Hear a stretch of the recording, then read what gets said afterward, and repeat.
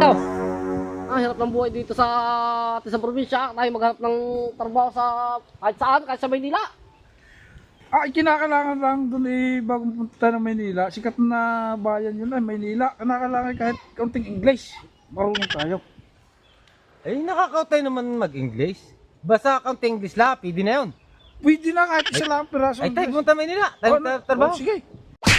Alam mo naman ito kung magyakag may alam na English. May alam ka ng English, hindi ka nga nakatapos ng grade 2. Aba, Utoy.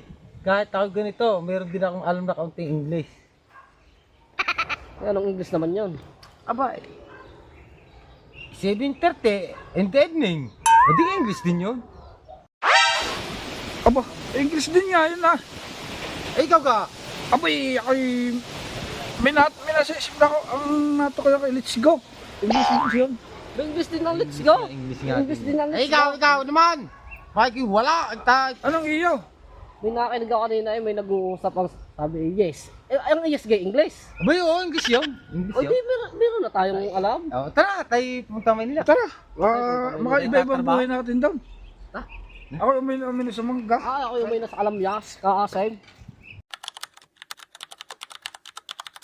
Ako sa Maynila yung init din. Aba, hindi patay. May Indian Mingo, may buko. Abay, kaganda nga para sa Maynila. Meron din bulay. Parang masarap pa sa probinsya, malamig ang hangin, ano. Ay, Grabe doon din. tayo, baka tayo makakita ng trabaho. Tayo magpapahinga muna doon sa isang tabi. O tayo na may alam na trabaho na English. Abo, dito pala naman sa Maynila. Ay kahit saka mapahinga, ay pide. Abay, siya nga, kahit para tayo may trabaho yan, no? Pwede tayo humiga sa mga gayang-gayaan. Ay wala na tayong aalalahanin sa tulugan natin. Hindi ko na pwede na tayong maihiga din eh. Ano brother? Higa. Tayo muna humiga. Ano din eh, ay brother. Brother, makikiga. Brother, makikiga kami. Ako'y pinadala ng NBI dito may nangyari daw ditong krimen sa may puno ng niyog. Na sinasabi ko, boy, may trabaho na tayo. Magkahanap na magtatrabaho yan. Oo nga. Ay, kaganda na suot. Yan sabi ko. Kaya tayo yung iwan ngayon. Wala kang tiyam. May trabaho na tayo. Ano kan tiyan, o timo? Ay, karot tao nga rin parang ito yung sinasabi. Aba, ay wala na itong pulso Ay patay na ito Anong oras nangyari itong krimen na ito? Nalimutan ko, English ano nga ba gayon? Napakahina na. Napakaunting English. 7:30 in the evening. Ayun! 7:30 evening, sir. Boss. Sa Madrid Chabe, gabi po pala ito.